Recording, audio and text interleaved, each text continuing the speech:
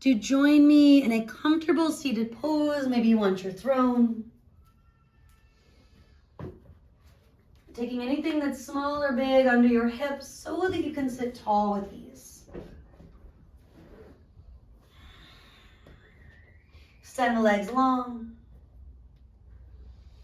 Grounding through the heels, flex and point the feet once or twice. Maybe plant the hands or fingertips by your hips. Loop the shoulders back, pull the heart forward and through. Now it's a simple shape, right? Dandasana, staff pose. But depending on how your lower back, hamstrings, calves feel, it can be quite challenging. Breathing in, breathing out, walk the right foot to the inner thigh. Breathing in, breathing out, maybe cross the foot over. Breathing in, breathing out, lean a little left. Bring your left heel towards your right sit bone and return to neutral for another breath or two here. If you are being honest with yourself and you find, I gotta back up, this isn't working, go to the first or second phase.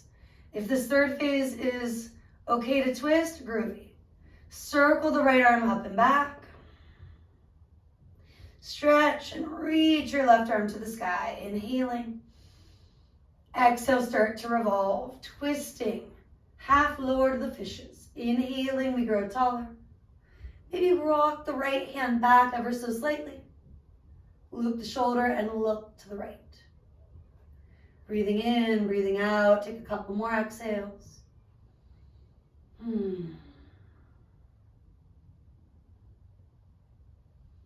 Choosing to release whatever needs to go. Now counter twist, you're gonna allow your head and neck to come back to the front. Let your upper body follow, unwinding all the way to your left. Give yourself a little space, ebb and flow once or twice. Inhaling. Exhaling. Maybe drop the head. Surrender for another moment. Crown could come down or use a block.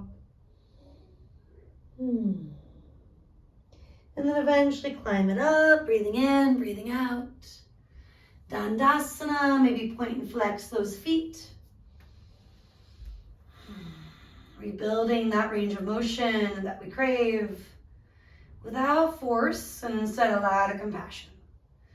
And getting into Ardha Matsyendrasana, half lower to the fishes. Bending your left knee, foot to the inner thigh. Breathing in, breathing out. Maybe, just maybe, cross it over.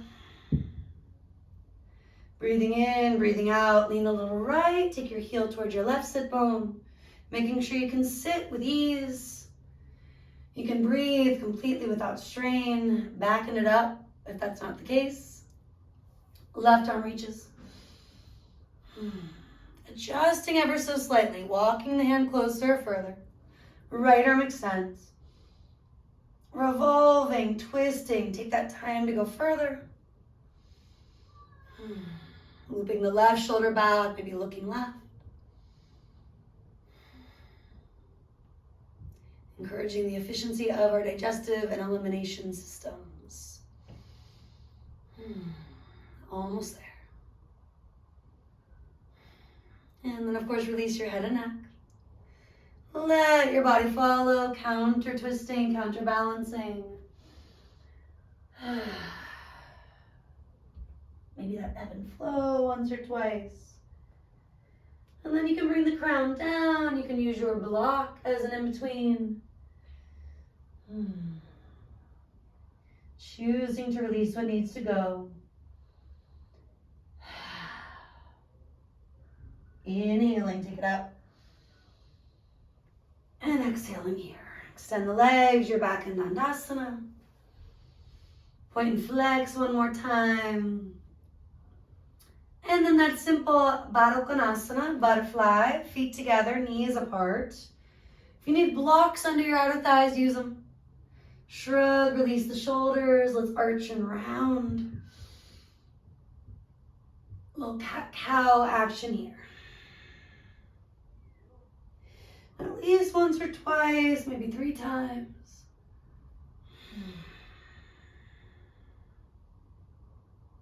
Could keep flowing. You can also hinge forward. Pancaking, cupcaking, muffining your way down. Calming the nervous system, turning inward. Giving yourself that minute or so to just be.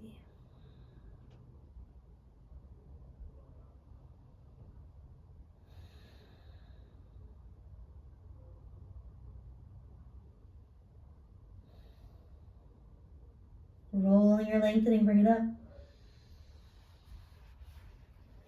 And a big exhale here. So let's get into seated happy cow face. If you're thinking, I don't know what you're talking about, Courtney, it's part of why I'm here, right? Right leg is gonna cross over the left leg. There's this moment where you slide your feet away from each other, maybe even rock forward a bit. Sit back from there. If your ankles are straight off your knees, great. Do expand through the toes, try to wake things up. And you can hinge into that pancake, cupcake, muffin mode. Or just stay upright, recline if this is simply too much, there's sharp pain.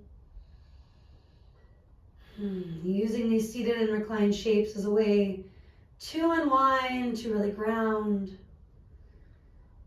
to stay in the space of steadyaya, self-study, giving ourselves options, choices, not feeling like there is any sort of one size fits all.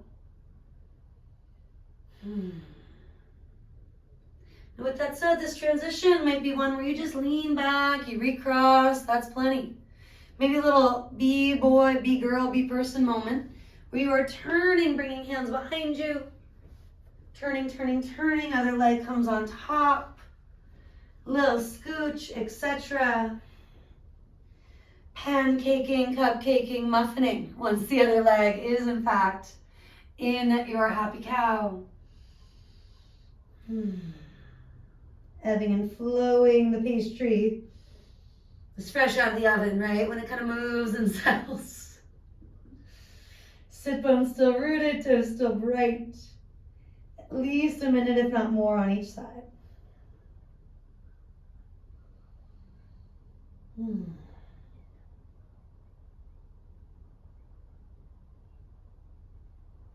Final breaths for most of us. Maybe going back into that be boy, be girl moment. Maybe not. And this time it will evolve into unwinding the legs, rolling down to your back with a prop. If you scooched everything, adjust. Taking a block two or a bolster two under your lower back. And right into restorative bridge, maybe a restorative shoulder stand. Any other inversion you're feeling called toward. At least 5, 10, maybe even 15 breaths. Letting the head be below the heart, legs above the heart safely. This can always be done with heels up the wall for even longer. Maybe enjoying something like Viparita Karani instead of a final twist and or Shavasana. Giving yourself that opportunity to check in. What do you need? Again, this is a pro-choice yoga class, finding what resonates.